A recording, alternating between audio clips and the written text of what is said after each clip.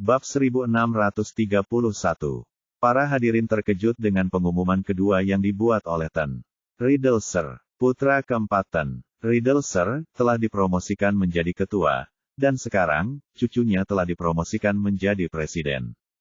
Jabatan ketua telah lama kosong, dan Damien, yang merupakan ketua sementara, bahkan belum sempat menduduki jabatan ini, yang akan memberinya lebih banyak kekuasaan. Meskipun demikian, Ten Riddelser telah memberikan jabatan itu kepada Daniel begitu saja, yang menunjukkan betapa ia menghargai putra keempatnya. Sean, selamat. Spencer dan Samuel adalah orang pertama yang bereaksi dengan memberi selamat kepada Sean. Selamat, Sean. Sean masih terkejut karena ia tidak menyangka akan dipromosikan bersama ayahnya. Hebat sekali, Sean, teriak Stanley kegirangan. Namun, sebelum ia sempat berkata apa-apa lagi, Ten Riddelser kembali berbicara. Meskipun Stanley baru bergabung dengan kami dalam waktu yang singkat, kemampuannya sudah jelas bagi kami semua. Ia dan Sean telah bekerja sama dengan sangat baik untuk mengelola proyek-proyek terkini, jadi Stanley juga akan dipromosikan ke posisi manajer umum. Gloria begitu gembira hingga hampir menangis. Setelah bertahun-tahun berjuang, suamiku akhirnya mendapat posisi di perusahaan. Putra-putra kami juga telah menjadi tokoh penting di perusahaan. Kami tidak perlu takut lagi, bahkan kepada Damien. Satu persatu, semua hadirin yang hadir di acara itu tercengang oleh pengumuman yang disampaikan. Nicole tidak dapat meramalkan bahwa kakeknya akan mempromosikan ayah dan saudara-saudaranya sekaligus. Secara naluriah, dia melirik Damien dan Dillon, dan saat itulah dia menyadari bahwa wajah mereka menjadi sangat pucat. Semua promosi yang dilakukan pada dasarnya dilakukan untuk menggantikan posisi mereka di perusahaan. Menurutku semua pengumuman yang dibuat hanya memperjelas keadaan.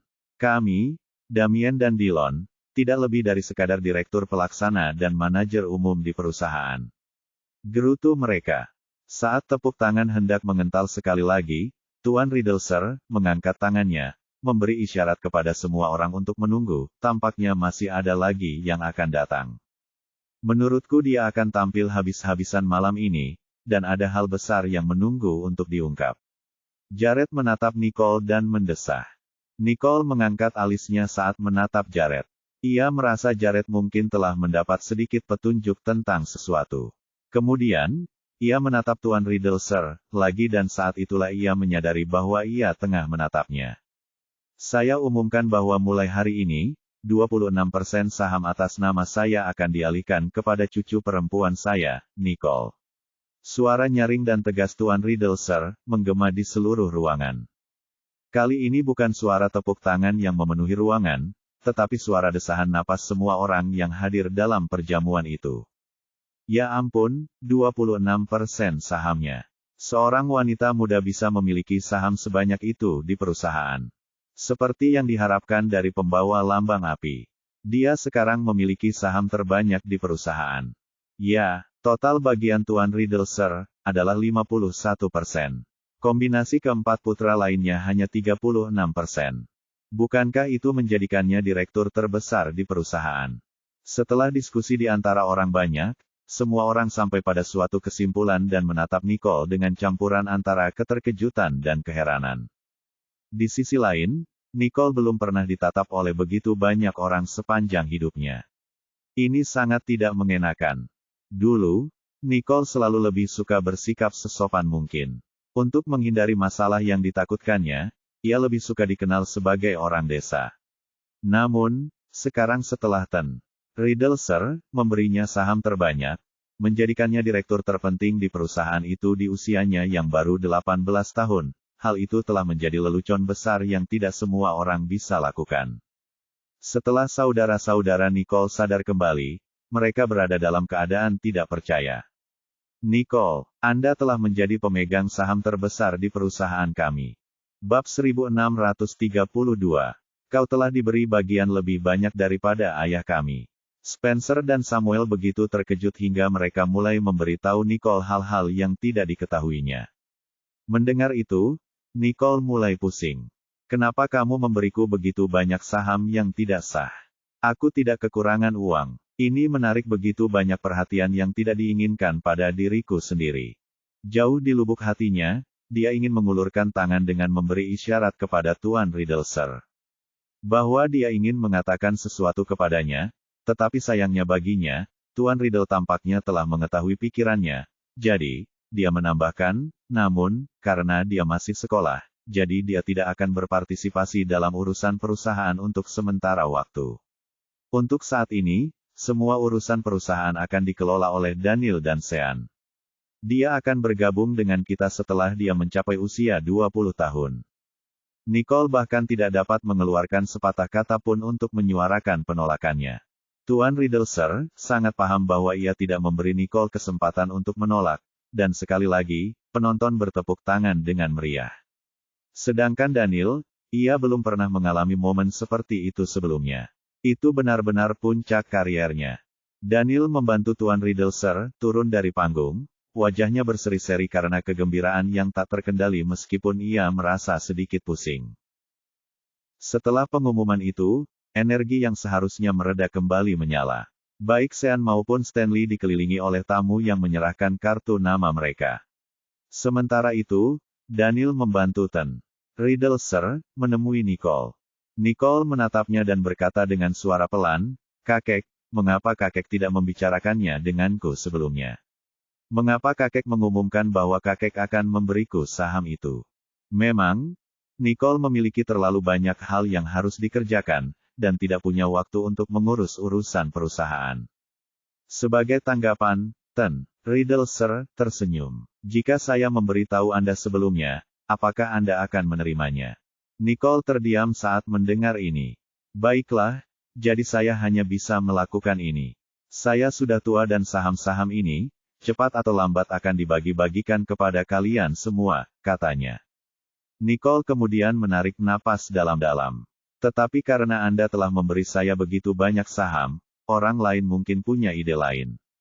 Mengetahui siapa yang sedang dibicarakan Nicole seketika, wajah lelaki tua itu menjadi gelap dan dia sengaja meninggikan suaranya saat berkata, "Bandingkan keadaan perusahaan dalam 10 tahun terakhir dan keadaannya sekarang.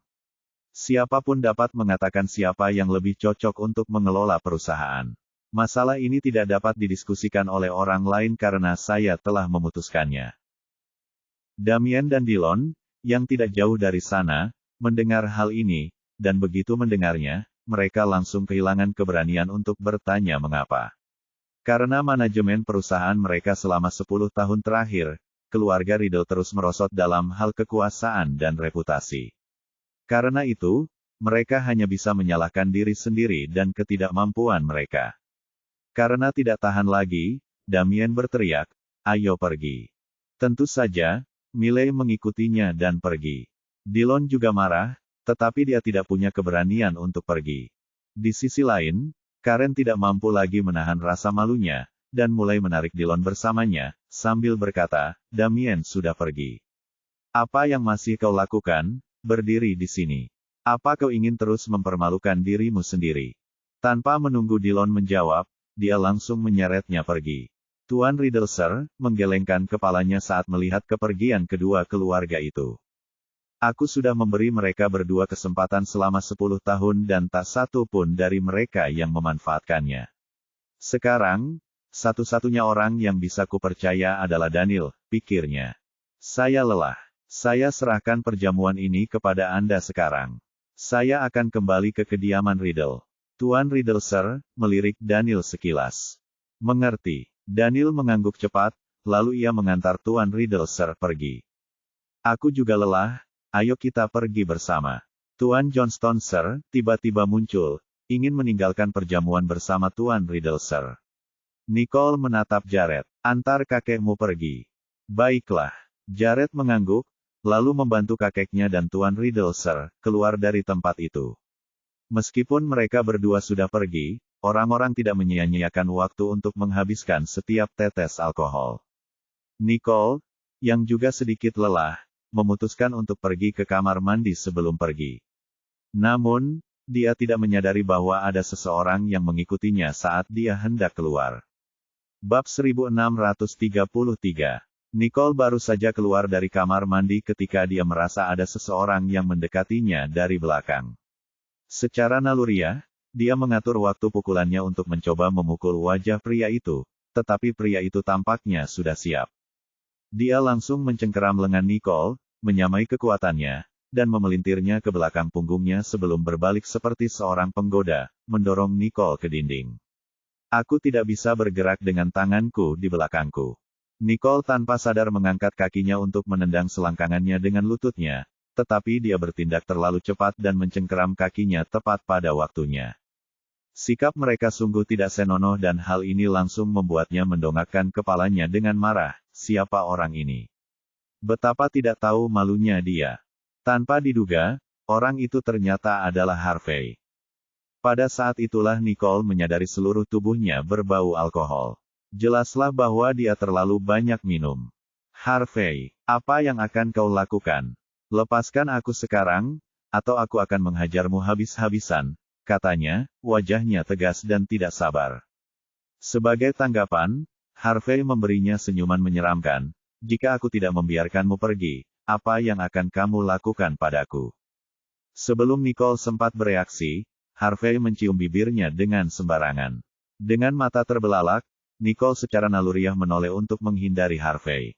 Kemudian, Harvey mengulurkan tangannya, memegang dagu Nicole dengan salah satu tangannya, dan bersiap menciumnya. Pada saat itu, dia kehilangan seluruh kesabarannya.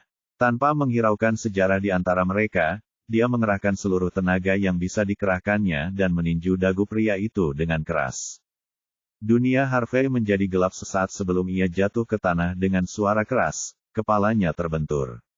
Ia mendesis, dan meskipun ia tidak menunjukkannya sebelumnya, hal terakhir yang ia harapkan adalah dijatuhkan oleh Nicole dengan mudah.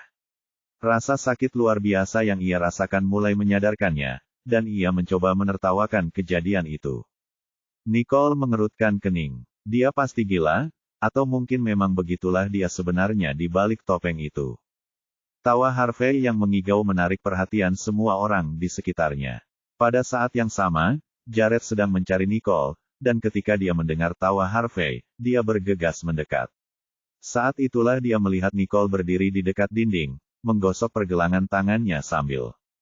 Tahukah kamu ada terapi mata viral dengan minum susu kambing? Liputan-liputan, situs. Harvey tergeletak di lantai. Ia langsung tahu bahwa Harvey telah mencoba sesuatu padanya. Kalau tidak, ia tidak akan menyerangnya. Apa yang dilakukannya? Tanya Jared sambil berlari mendekati Nicole. Jika bajingan ini telah melakukan sesuatu kepada Nicole, aku tidak akan membiarkannya. Pikirnya. Nicole menggelengkan kepalanya dan menurunkan tangannya. Tidak apa-apa. Hanya dia saja. Dia tidak mampu melakukan apapun padaku. Pernyataan itu sendiri telah membuat Jared merasa lebih tenang. Tanpa perlu repot-repot berbicara dengan Harvey, dia meraih Nicole dan berkata, ayo kita keluar dari sini. Nicole menganggukkan kepalanya, tidak ingin memperhatikan Harvey lagi. Namun, pada saat itulah Harvey perlahan-lahan berdiri dan berteriak, Jared Johnston. Jared menghentikan langkahnya saat mendengar namanya dipanggil. Ia menatap Harvey dari samping, tatapannya dingin dan tegas. Harvey juga memiliki kilatan di matanya, sebuah ekspresi yang memisahkannya dari dirinya yang biasa. Jared tidak terpengaruh oleh hal itu, mendengus dan mengejek, apa? Apakah Anda tidak memperlihatkan sifat asli Anda kepada dunia, Tuan Ellison? Bab 1634. Mata Harvey berkedip-kedip dengan senyum jahat di sudut mulutnya. Kemudian, dia mengulurkan tangan dan menyeka darah dari mulutnya. Sepertinya Tuan Johnston mengenal saya dengan baik, katanya. Lingkaran sosial di Sanjoto sangat kecil, dan Harvey menghindarinya karena ia tahu Jared bisa melihat jati dirinya. Setelah itu, Harvey bahkan tidak repot-repot berpura-pura lagi. Atau haruskah kukatakan bahwa kita satu ras? Senyumnya sinis dan sombong, membuat Nicole gelisah karena tidak nyaman. Sebelumnya, ia punya firasat bahwa Harvey hanya membantunya melupakan sisi buruk Harvey. Abaikan saja dia, ayo pergi, kata Jared, tidak ingin membuang-buang waktunya untuknya. Demikian pula, Nicole mengerutkan kening dan bersiap untuk pergi ketika Harvey menghentikannya. Nicole, Apa yang kamu suka dari dia? Tanya Harvey. Nicole terdiam sejenak, baru pada saat itulah dia mengerti alasan di balik gangguan Harvey dan keadaan gilanya saat ini. Ternyata dia belum menemukan jawabannya. Nicole menarik napas dalam-dalam dan berbalik. Aku suka semua hal tentangnya, dan paling tidak, dia tidak memiliki dua kepribadian. Saat itu juga, Harvey mulai merasa bimbang. Nicole sudah lama tahu tentang kepribadian gandaku. Sudah lama sejak sisi kekerasan ini muncul. Harvey memandang Nicole dan Jared yang berdiri berdampingan, dan hampir kehilangan akal sehatnya. Sambil menatap Nicole, dia tertawa terbahak-bahak. Benarkah? Tapi semakin kau membenciku, semakin aku menyukaimu. Apa yang harus kulakukan? Nicole mulai meringis, karena sisi Harvey ini membuatnya jijik. Itu urusanmu. Itu tidak ada hubungannya denganku. Harvey mungkin merupakan situasi yang tidak ada harapan, tetapi Nicole hanya ingin segera keluar dari sana. Kemudian, Harvey terhuyung-huyung saat ia berdiri. Sepertinya ini ada hubungannya denganmu. Mulai hari ini dan seterusnya, aku akan membuktikan kepadamu bahwa aku jauh lebih baik daripada Jared, dan aku pasti akan merebutmu kembali darinya. Tidak peduli siapa yang dia cintai, aku tahu aku tidak bisa hidup tanpanya. Jika dia tidak bisa jatuh cinta padaku, dan jika dia bersikeras untuk tetap bersamanya, maka aku akan melakukan apa saja untuk menghancurkannya. Hanya aku yang bisa memilikinya. Jika dia mencoba melarikan diri, aku akan memenjarakannya. Aku harus memilikinya untuk diriku sendiri. Pikirnya. Nicole, kau ditakdirkan menjadi milikku. Harvey meraung keras dengan mata merahnya. Karena tidak dapat berdiri diam dan menonton lagi, Jared melangkah ke depan Nicole. Harvey, aku telah menerima pernyataan perangmu. Aku harus mengingatkanmu bahwa Nicole adalah tunanganku dan calon istriku. Setelah dia selesai berbicara, dia menarik Nicole ke dalam pelukannya dan menegaskan dominasinya atas Harvey. Harvey sangat marah saat ia berlari ke arah Nicole, lepaskan dia. Dia milikku. Jared mengangkat kakinya saat Harvey mendekat, menendangnya tepat di perut. Harvey mundur selangkah dan jatuh ke lantai. Adegan ini menarik perhatian orang-orang dari jauh. Harvey memegangi perutnya dan berlutut di tanah dengan satu lutut, berpegangan agar tidak terjatuh. Jared berdiri tegak, menatap Harvey dengan sinis. Kau tidak cukup pantas. Nicole tidak akan menjadi miliknya hari ini, besok, atau selamanya. Bab 1635. Begitu kata-kata itu keluar dari mulutnya, Jared segera memeluk Nicole dan meninggalkan perjamuan itu dengan bangga dan anggun. Harvey kemudian mencoba untuk berdiri tetapi malah jongkok karena kesakitan. Sialan dia dan tendangannya. Mungkin beberapa tulang rusukku patah. Jared Johnston. Tunggu saja, serunya. Tendangan ini, aku akan membalasnya 10 kali lipat atau lebih. Setelah keluar dari aula perjamuan, Nicole mulai merasakan hembusan angin dingin. Tentu saja, Jared mengambil mantelnya dan menyampirkannya di bahu Nicole, dan gelombang kehangatan yang tiba-tiba itu membuat Nicole merasa jauh lebih baik. Setelah itu, dia menatap wajah tegas Jared dan berkata, maaf soal tadi. Tiff menyebabkan Jared menyerang Harvey secara terbuka. Mereka mungkin akan berhadapan di masa depan, pikirnya. Jangan minta maaf. Bahkan tanpa kehadiranmu, dia dan aku akan tetap menjadi musuh. Ini hanya masalah waktu, jawab Jared, karena ia sudah memperkirakan hal ini. Hah? Kenapa? Nicole menyipitkan matanya. Bukankah kau masih bekerja dengan Tuan Ellison? Jared mengangkat alisnya. Ya, saya pernah bekerja dengan Ten Ellison, tetapi tidak dengan Harvey. Sejak Ten Ellison menyerahkan semuanya kepada Harvey, semuanya menjadi terhenti. Melihat Jared sudah siap, matanya sedikit gelap. Apa yang pernah dia lakukan hingga membuatmu marah? Dia pasti telah melakukan sesuatu. Kalau tidak, Jared tidak akan begitu marah padanya. Jared tersenyum malu padanya. Dia selalu menjadi tipe orang yang terlalu berbahaya untuk diajak bergaul. Dia menahan diri beberapa saat yang lalu setiap kali dia berada di dekatmu dan sekarang, aku khawatir. Hal ini malah menjadi bumerang. Jared sangat menyadari tindakan kebaikan Harvey, dan meskipun Harvey telah melakukan banyak hal untuk kesejahteraan Nicole, tindakannya hanyalah kedok yang dibuat untuk menutupi jati dirinya. Dia orang yang suka memangsa, tetapi demi Anda, dia harus mengubah dirinya untuk sementara waktu. Namun, dia tidak bisa mengubah sifat dirinya, Jared menambahkan. Urusan keluarga Ellison terlalu rumit untuk dibahasnya dengan cara yang berarti. Namun, Nicole tahu bahwa Jared tidak banyak bicara karena ia tidak ingin Nicole mengkhawatirkannya lagi. Karena itu, Nicole tidak mengajukan pertanyaan lebih lanjut. Tahukah kamu ada terapi mata viral dengan minum susu kambing? Liputan-liputan, situs. Sebaliknya, dia memutuskan akan memperoleh informasi lebih banyak melalui koneksinya. Max segera menyetir mobil Jared, setelah itu Jared membukakan pintu agar Nicole bisa masuk. Nicole kemudian melepaskan mantel Jared dan memberikannya kepadanya saat memasuki mobil yang terasa lebih hangat. Ngomong-ngomong, aku ingin bertanya padamu saat perjamuan tadi. Kenapa gaya berpakaianmu berubah? Tanya Jared.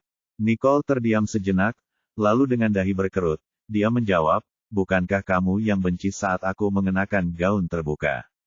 Merasa ada yang tidak beres, Jared mengerutkan kening. Ia melirik ke bahu Nicole dan, saat itulah ia melihat memar kecil. Sebelum Nicole sempat bereaksi, Jared segera mengulurkan tangan.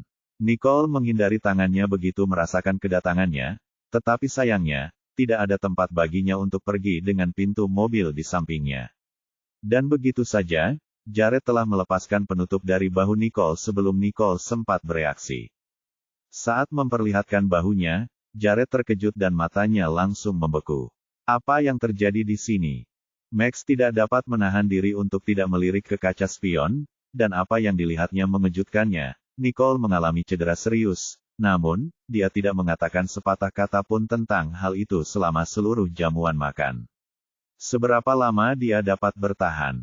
Dengan perasaan tidak nyaman yang kentara, Nicole menarik kembali lengan bajunya ke bahunya, dan dengan nada aneh, jangan terlalu ribut soal itu.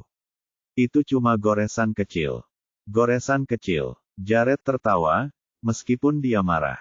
Ada pembengkakan besar di area luka, dan menurutmu itu goresan kecil. Max, pergilah ke rumah sakit dan panggil Martin, kata Jared sambil menundukkan pandangannya. Ya, Tuan. Max mengangguk. Nicole buru-buru menghentikannya, aku bisa mengurus ini sendiri. Aku tidak butuh perawatan dari Martin. Bab 1636. Dasar idiot, Jared Johnston. Cuma luka kecil, dan dia harus menelepon Martin. Dia benar-benar ribut tanpa alasan. Pikir Nicole. Kau memang ahli dalam pengobatan, tapi apakah kau sudah merawat lukamu sendiri? Kau hanya membersihkannya dan pergi menghadiri perjamuan, balas Jared. Dia telah memeluk Nicole beberapa kali malam itu, dan selama beberapa kali itu, dia merasa tubuhnya kaku. Sekarang setelah dipikir-pikir, sentuhannya pasti telah menyebabkan Nicole sangat kesakitan. Aku membersihkannya menggunakan bacon. Bengkaknya pasti akan mereda besok. Tidak perlu pergi ke rumah sakit. Aku sudah kelelahan sekarang. Jika kamu benar-benar peduli padaku, pulangkan saja aku agar aku bisa beristirahat. Nicole mengerutkan kening dan menatap Jared. Jared menatap matanya, tetapi setelah ditatap tajam oleh Nicole selama beberapa detik, Jared tidak dapat menahan diri untuk tidak menarik napas dalam-dalam. Kirim dia pulang.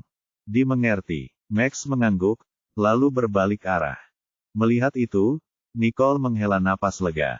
Jared merasa bahwa masalah ini tidak sesederhana yang dijelaskan, sehingga ia terus menanyainya.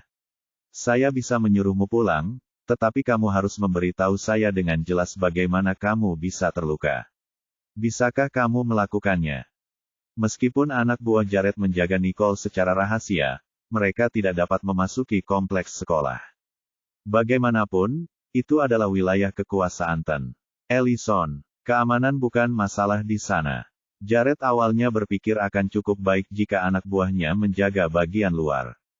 Namun, yang membuatnya kesal, Nicole telah terluka beberapa kali selama beberapa hari terakhir. Sebagai balasannya, dia berkata singkat, pot bunga dari salah satu lantai atas jatuh dan hampir mengenai Lulu. Aku tidak sengaja melukai diriku sendiri saat mendorong Lulu. Pot bunga. Jared mengerutkan kening, Royal Creek Institute tidak akan meletakkan pot bunga mereka di posisi berbahaya seperti itu. Jared pernah ke Royal Creek Institute sebelumnya. Keamanan dan fasilitas tidak menjadi masalah.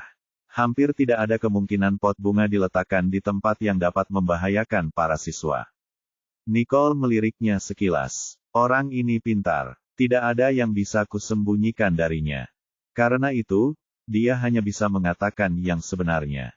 Kurasa itu dilakukan oleh seseorang dengan sengaja.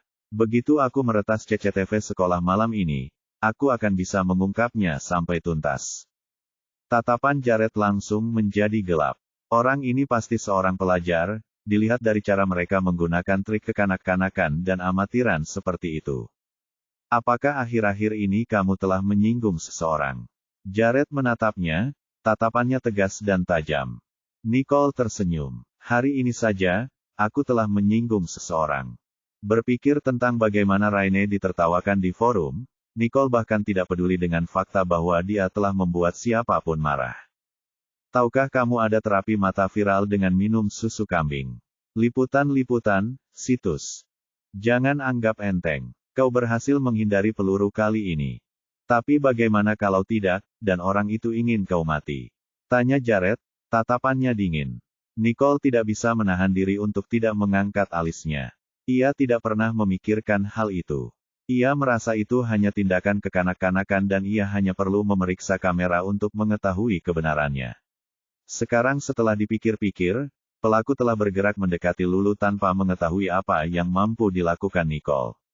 Mereka jelas-jelas mengincar Nicole. Orang ini benar-benar jahat, pikirnya. Jika benar-benar Raine, aku tidak akan membiarkannya lolos begitu saja. Haruskah aku yang mengurus ini? Jared mengangkat alisnya. Dia punya firasat kuat bahwa Nicole punya gambaran kasar tentang siapa penjahatnya. Seperti yang diharapkan, Nicole menggelengkan kepalanya. Tidak apa-apa, sebaiknya kamu tidak ikut campur dalam urusan keluarga Riddle. Jared segera mengerti maksud Nicole. Aku bisa menjauh dari ini, tapi aku tidak akan pernah membiarkan siapapun menyakiti gadisku. Kau harus membuat mereka membayar 10 kali lipat atas apa yang telah mereka lakukan. Kau mengerti? Tanya Jared, mengetahui bahwa selama Nicole menginginkan pembalasan, dia akan mampu melakukannya. Jangan khawatir. Kali ini, aku akan memastikan dia dikeluarkan dari sekolah ini selamanya, jawab Nicole. Baru saat itulah Jared merasa puas. Tak lama kemudian, kendaraan mereka tiba di pintu masuk rumah besar keluarga Riddle. Orang tua dan kakak laki-laki Nicole belum pulang, jadi Jared segera masuk ke rumah Nicole dengan bebas. Nyonya Walleser sudah tidur pada jam itu. Yang tersisa di ruang tamu hanyalah kepala pelayan dan para pembantu. Begitu masuk, Jared segera memerintahkan kepala pelayan untuk membawakan kotak pertolongan pertama. Sebagai tanggapan, Nicole mengerutkan kening dan menatapnya. Apa yang sedang kamu lakukan? Bab 1637. Aku ingin mengobati lukamu. Jared menatap Nicole dan berkata, aku masih khawatir padamu. Wanita ini selalu memperhatikan orang lain, tetapi dia selalu mengutamakan dirinya sendiri dan tidak menganggap serius apapun tentang dirinya. Aku sama sekali tidak mempercayainya, pikir Jared. Awalnya Nicole ingin menolak bantuannya, tetapi setelah menyadari betapa seriusnya dia hanya bisa mendengarkannya. Jauh di lubuk hatinya, ia ingin sekali memaki-maki Nicole, karena Nicole seperti pembaca pikiran. Ia bahkan tahu bahwa Nicole hanya mengobati lukanya. Bagaimanapun, Nicole telah menderita berbagai macam cedera saat menjalankan misi rahasianya. Baginya, ini hanyalah cedera ringan, dan dengan bacon yang dimilikinya, cedera seperti itu bukanlah hal yang perlu dikhawatirkan. Jared menerima kotak P3K. Kemudian, ia mengulurkan tangannya dan menarik turun baju Nicole dari bahunya. Karena tindakan itu sendiri sedikit sensual, wajahnya langsung memerah. Seluruh ruangan menjadi sunyi. Di bawah cahaya lampu dan dengan ekspresi serius di wajahnya, Jared mengambil kapas dan ramuan obat yang melancarkan peredaran darah. Kemudian, ia mengoleskannya pada Nicole. Bagaimanapun, Nicole telah menderita berbagai macam cedera saat menjalankan misi rahasianya. Baginya, ini hanyalah cedera ringan, dan dengan bacon yang dimilikinya, cedera seperti itu bukanlah hal yang perlu dikhawatirkan. Jared menerima kotak P3K. Kemudian, ia mengulurkan tangannya dan menarik turun baju Nicole dari bahunya. Karena tindakan itu sendiri sedikit sensual, wajahnya langsung memerah. Seluruh ruangan menjadi sunyi. Di bawah cahaya lampu dan dengan ekspresi serius di wajahnya, Jared mengambil kapas dan ramuan obat yang melancarkan peredaran darah. Kemudian, ia mengoleskannya pada Nicole. Saat Nicole merasakan sentuhan lembut dari kapas yang Jared memegang tangannya, ia merasakan gelombang kehangatan di hatinya.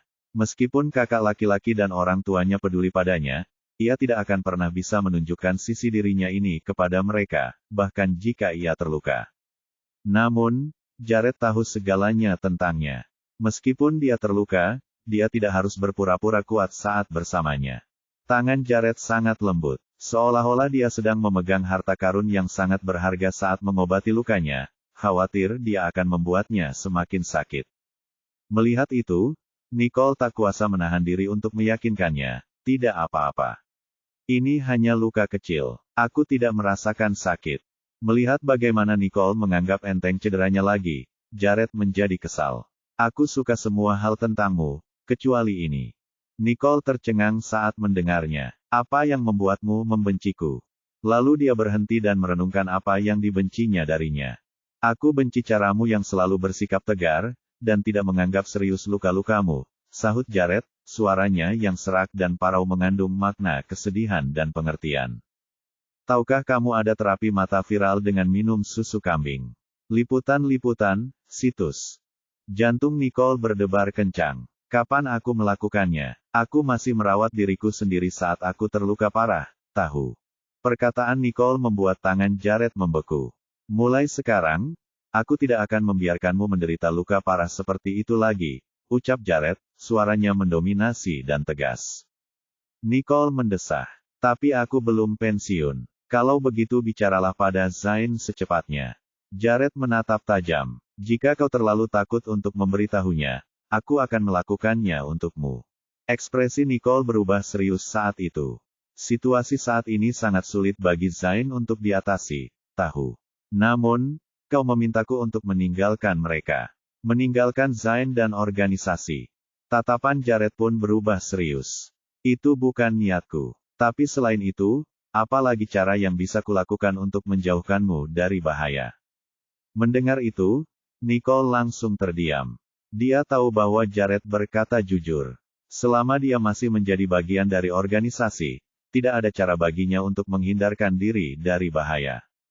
Tetapi begitu Nicole memikirkan bagaimana Jared akan mempertaruhkan nyawanya untuk menyelamatkannya, bahkan saat dia tidak dalam kondisi terbaik, Nicole merasa bersalah. Terakhir kali masalah pensiunnya diangkat, Nicole juga telah mempertimbangkan opsi ini. Nicole menarik napas dalam-dalam dan menjawab, aku berjanji padamu, setelah masalah ini selesai, dan setelah aku memotong tangan pembunuh itu, aku akan berbicara dengan Zain tentang pengunduran diriku dari organisasi ini.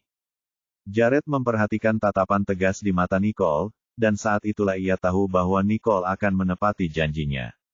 Nicole baru memikirkannya selama beberapa hari, namun, ia sudah bisa mengambil keputusan. Hal ini membuat Jared sangat senang. Jared mengalihkan pandangannya, lalu melanjutkan membalut luka Nicole, dan setelah selesai, dia berkata, baiklah. Aku akan membantumu mengatasi masalah ini. Lagi pula, orang-orang itu telah melukai Nicole belum lama ini, dan karena itu, Jared tidak akan membiarkan mereka lolos begitu saja. Pada akhirnya, ia ingin mengeluarkan mereka dari lubang mereka. Bab 1638. Nicole mengangguk, karena dia merasa tersentuh. Baiklah. Dengan Jared di sisinya, dia merasa aman. Setelah dia mengobati lukanya dan membalutnya dengan hati-hati, Jared melirik jam. Menyadari bahwa hari sudah cukup larut, ia bangkit dan berkata, kamu harus istirahat. Aku akan pulang sekarang. Karena dia terluka, Jared tidak ingin menghalanginya mendapatkan istirahat yang dibutuhkannya. Baiklah, biar aku antar kamu keluar, tawarnya. Sebagai tanggapan, Jared menggoda, tidak apa-apa. Jika kamu benar-benar ingin melepasku, berikan aku ciuman. Kata-kata genit itu langsung membuat kepala pelayan dan pelayan lainnya mengalihkan pandangan. Nicole memutar matanya ke arahnya. Benar-benar lelucon. Cepat, pulanglah. Aku tidak ingin mengantarmu lagi.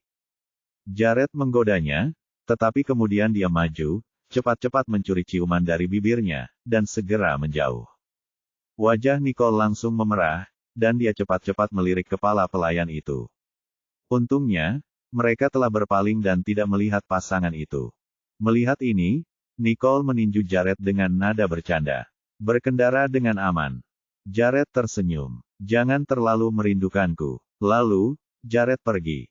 Saat Nicole melihat Jared pergi, dia merasakan panas di pundaknya, dan hatinya mulai merasakan kesedihan dan kerinduan. Itulah pertama kalinya Nicole merasakan hal seperti ini. Ia tidak mengerti mengapa ia mulai merasa sedih karena terpisah dari Jared. Setelah menarik napas dalam-dalam, ia menepis perasaan itu. Kemudian, Nicole berbalik dan menuju ke atas. Setelah menyegarkan diri dan mengenakan pakaian baru, Nicole duduk di depan komputernya, ingin menyelesaikan beberapa urusan sekolah. Namun, hal pertama yang menarik perhatiannya adalah berita tentang keluarga Fisher. Di sana, dipastikan bahwa Fiorella Fisher menderita luka bakar di 70% tubuhnya. Dengan kata lain, ia akan cacat permanen. Nicole lupa bertanya kepada Jared tentang keluarga Fisher saat dia masih ada di sini. Meskipun dia sudah punya jawaban yang jelas di hatinya, dia tetap menginginkan konfirmasi ganda. Bagaimanapun, Jared benar-benar terlibat konflik besar dengan keluarga Fisher karena dia. Nicole kemudian menarik napas dalam-dalam dan menutup halaman web, bersiap untuk meretas CCTV sekolah. Di wilayah keluarga Finlay, Gary membantu Ryder mengelola sistem mitra perusahaan. Ia ingin memanfaatkan kesempatan ini untuk mengasah keterampilannya di bidang TI. Namun pada saat itu, ada peringatan adanya pelanggaran di server sekolah. Mata Gary mulai menyipit. Sistem keamanan keluarga Finlay adalah yang terbaik di San Joto. Itulah sebabnya semua perusahaan lokal bersedia bekerja sama dengan mereka. Meskipun itu hanya sistem keamanan sekolah, itu adalah produk dari Ellison Group. Keamanan mereka juga dianggap sebagai salah satu yang terbaik, tetapi pada saat terakhir, seseorang telah berhasil meretas sistem sekolah. Lebih jauh, peretas ulung, Lucifer, yang melakukannya. Dia tahu bahwa Lucifer adalah anggota sekolah tersebut, tetapi dia belum mengetahui siapa orang itu. Dan begitu saja, seseorang mencoba meretas sistem sekolah lagi. Aku sudah lama menunggu kedatanganmu. Gary tidak berhasil menangkap orang itu terakhir kali. Kali ini, ia bertekad untuk melakukannya. Siapa tahu, mungkin itu Lucifer lagi, pikirnya. Di pihak Nicole, dia sedang menjelajahi sistem sekolah ketika dia dengan cepat menemukan rekaman kamera yang dia cari. Pada saat itu, dia merasa ada yang menyadari peretasannya. Dia mengerucutkan bibirnya dengan nada jenaka. Aku tidak pernah tahu kalau San Joto punya orang yang cukup berbakat untuk menyadari kemampuanku meretas. Namun, Nicole tidak mempermasalahkannya. Ia hanya mengetik beberapa baris kode dan membuat tindakan pencegahan dalam sekejap. Kemudian, ia melanjutkan memeriksa rekaman CCTV. Gary, di sisi lain, segera mulai merasakan tekanan yang meningkat padanya karena beberapa baris kode yang diketik Nicole. Bab 1639. Tentu saja, Lucifer lah yang telah melakukan tindakan berani seperti itu. Adalah hal yang wajar jika dia menandatangani dengan namanya. Kali ini, dia bahkan menyisipkan pesan di antara baris kode yang rumit pada antarmuka, yang berbunyi, "Jangan ganggu. Sekalipun kau Lucifer, aku tidak akan menyerah," kata Gary sambil mengetik beberapa kode untuk menghancurkan dinding itu. Akan tetapi, ia segera menyadari bahwa ia tidak dapat memecahkan kode tersebut, bahkan setelah beberapa kali percobaan berturut-turut. Sialan, apa dia benar-benar hebat? Apa dia benar-benar Lucifer? Memang, itu hanya tindakan balasan dengan beberapa baris yang dimasukkan, namun Gary tidak dapat menyelesaikannya setelah beberapa kali mencoba. Gary mulai merasa kesal. Namun jika lawannya benar-benar Lucifer, maka ini akan menjadi kesempatan sekali seumur hidup untuk menguji kemampuannya. Jika ia dapat menembus tembok yang dibangun Lucifer, itu akan menjadi prestasi yang patut dicatat. Ketika Gary memikirkan hal ini, ia semakin berkonsentrasi memecahkan kode tersebut. Hanya dalam beberapa menit, seluruh tubuhnya berkeringat. Pada saat itu, Nicole sedang menonton rekaman kamera pengawas tanpa sedikit pun tanda-tanda stres. Ia memegangi pipinya seolah-olah sedang menonton film. Tak lama kemudian, ia sampai pada alur waktu rekaman setelah jam sekolah. Itu adalah klip yang diambil di koridor lantai atas blok akademik. Begitu bagian itu mulai diputar, Nicole menonton video itu berulang-ulang. Seperti dugaannya, dia melihat dua sosok di lantai 4. Kedua orang itu tengah mengangkat pot bunga yang ditaruh di ambang jendela dan menunggu saat yang tepat untuk bergerak. Setelah beberapa menit, salah satu dari mereka melempar panci itu dengan tergesa-gesa. Kemudian, keduanya segera berbalik dan pergi.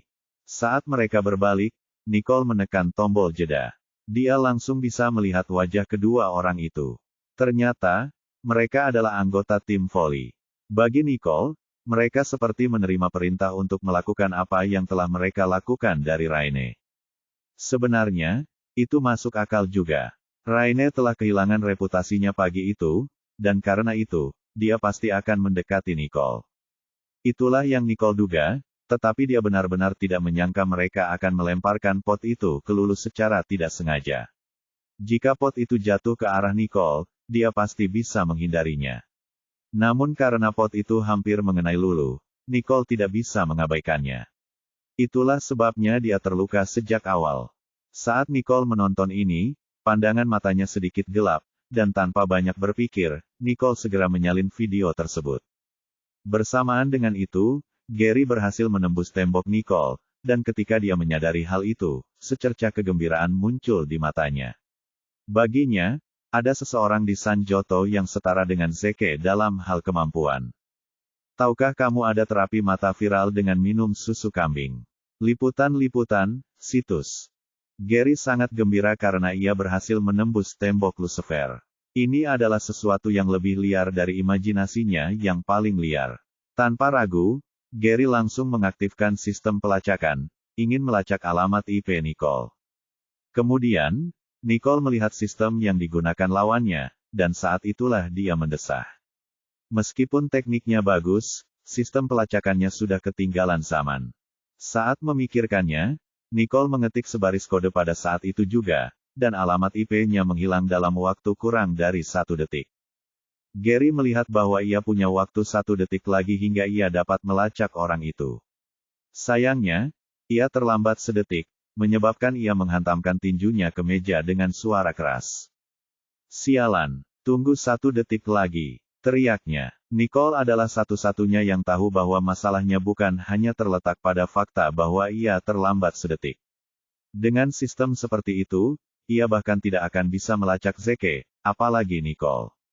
Namun, rasa ingin tahunya terhadap orang itu tumbuh. Karena dia suka memecahkan masalah, Nicole akan memanfaatkan kesempatan itu untuk mempermainkannya. Dengan mengingat hal itu, Nicole menambahkan firewall lain ke sistem sekolah. Dan begitu firewall itu terpasang, sistem keamanan Royal Creek Institute langsung rusak. Gary tercengang begitu melihat apa yang telah terjadi. Apakah Lucifer tahu bahwa aku sedang melacaknya? Jadi, apakah itu sebabnya dia marah dan mengacaukan sistem keamanan sekolah? Brengsek, karena ini bukan masalah sepele, Gary harus memulihkan sistem sebelum matahari terbit. Namun, antarmuka yang muncul segera setelahnya menunjukkan bahwa itu adalah dinding yang bahkan lebih rumit daripada sebelumnya. Melihat ini, Gary menyadari bahwa ia tidak akan dapat memecahkannya dalam beberapa jam. Bajingan, Lucifer, lebih baik kau jangan biarkan aku menangkapmu. Kalau tidak, aku akan mengungkap semua ini. Gary sangat marah, tetapi jauh di lubuk hatinya, ia tahu bahwa Lucifer mungkin telah melarikan diri. Bab 1640. Dan memang, Nicole langsung offline setelah mendapatkan apa yang diinginkannya. Karena sudah mendapatkan bukti yang dicarinya, dia tidak ingin membuang waktu lagi. Hari sudah agak malam, dan Nicole juga bisa mendengar suara orang tua dan kakak laki-lakinya di lantai bawah. Mereka sudah kembali. Kemudian, ia berbaring dan tidur. Ia tidur nyenyak, tetapi Gary tidak bisa tidur semalaman karena sibuk melawan sistem. Ia baru berhasil menembus tembok saat matahari mulai terbit. Melihat sistem keamanan telah kembali ke keadaan normal, Gary menghela napas lega. Namun, ia benar-benar kelelahan dan pusing saat itu. Siapa gerangan bajingan berbakat ini? Dia bisa menciptakan begitu banyak tembok yang sangat sulit ditembus, pikirnya. Setelah Gary menangani sistem tersebut, ia melihat lagi antar muka pengkodean. Kemudian, ia tiba-tiba menyadari bahwa sebuah kalimat telah muncul di antar muka itu sendiri, selamat. Wajah Gary langsung berubah masam. Ia merasa Lucifer telah mempermainkannya seperti biola. Dan saat ia hendak mematikan komputer, ia tiba-tiba melihat tanda tangan di kanan bawah layar. Itu adalah tanda tangan yang sama seperti sebelumnya, jas singasong. Kurung siku tutup. Itu Lucifer, teriaknya. Tapi kalau memang Lucifer yang berulang kali meretas sistem Royal Creek Institute, apa tujuan mereka melakukannya? Sebelumnya, Gary menduga bahwa Lucifer adalah seseorang dari Royal Creek Institute. Namun, ia tidak pernah berhasil mengidentifikasi siapa pakar komputer di sekolah tersebut. Jika memang ada orang seperti Lucifer, dia pasti akan cepat terkenal. 1 semester telah berlalu, namun, belum ada seorang pun yang memenuhi syarat. Sementara itu, Gary mengira tebakannya sebelumnya salah. Namun kini, ia bingung. Kalau bukan orang sekolah, kenapa dia meretas sistem sekolah berulang kali? Pikirnya. Pandangan Gary menyapu, dan tiba-tiba ia melihat huruf S dalam nyanyian dan lagu. Kedua huruf yang dimaksud ditulis dengan huruf kapital. Petik 2 petik 2. Karena surat itu sangat familiar baginya, sebuah kejadian terlintas di benak Gary. Itu seperti tanda tangan di buku seseorang yang pernah dilihatnya sebelumnya. Satu-satunya masalah adalah dia tidak dapat mengingat siapa orang itu karena kepalanya pusing. Karena itu, dia hanya bisa beristirahat sejenak sebelum memikirkannya lagi. Setelah memikirkan semua yang telah terjadi, Gary bahkan tidak dapat melihat jam lagi. Ia langsung pergi ke tempat tidurnya dan tertidur. Keesokan paginya, Nicole berangkat ke sekolah lebih awal. Ia memasuki kelas begitu ia tiba, dan tak lama kemudian, guru datang untuk mencatat kehadiran mereka. Semua orang hadir, kecuali Gary. Jack dan Wayne kebingungan. Mereka tidak mendapat kabar dari Gary bahwa ia berencana untuk mengambil cuti hari ini. Kemudian, mereka diam-diam menelepon dan mengirim pesan kepadanya, tetapi tidak ada balasan. Oleh karena itu, mereka hanya bisa menyerah. Tahukah kamu ada terapi mata viral dengan minum susu kambing? Liputan-liputan, situs. Saat istirahat, Nicole dikelilingi oleh Lulu dan June. Keduanya masih memikirkan kejadian malam sebelumnya. Nicole, kamu tidak memberitahu kami sebelumnya bahwa kami akan menjadi pendamping bagi saudara-saudaramu. Tahukah kamu betapa terburu-burunya kamu membuat kami begitu bersemangat? Kata June. Benar sekali. Kami bahkan tidak punya waktu untuk menjahit pakaian kami. Kami hanya mengenakan pakaian lama kami, imbu Lulu, merasa agak kesal. Tadi malam, merupakan momen yang membahagiakan bagi mereka sebagai sahabat dari 3 tokoh terkenal di sekolah. Namun, mereka tidak berdandan dengan cukup elegan. Tidak, kalian gadis-gadis cantik. Kakak-kakakku merasa puas. Nicole menggoda. Memang, sebelumnya di pagi hari, Spencer dan Samuel ingin mengucapkan terima kasih padanya saat mereka sedang sarapan. Benarkah? June tersipu, karena dia khawatir dengan pendapat Samuel. Nicole mengangguk sebagai jawaban. Ya, mereka bahkan mengatakan bahwa jika kalian berdua tidak keberatan, mereka ingin kalian menjadi pasangan mereka untuk acara-acara mendatang. Orang hanya bisa membayangkan betapa bahagianya anak-anak itu dengan June dan Lulu. Astaga, pasti menyenangkan sekali, kata Lulu sambil merasa hampir pusing. Jika seluruh sekolah tahu bahwa mereka berdua memiliki pasangan Spencer dan Samuel, mereka akan sangat membuat iri setiap orang di sekitar mereka. Manfaatkan kesempatan ini selagi bisa. Nicole tertawa, diam-diam menganggap gagasan June yang begitu pemalu itu lucu. Jika mereka berdua bisa menjadi saudara iparnya di masa depan, hidupnya akan menjadi jauh lebih menarik.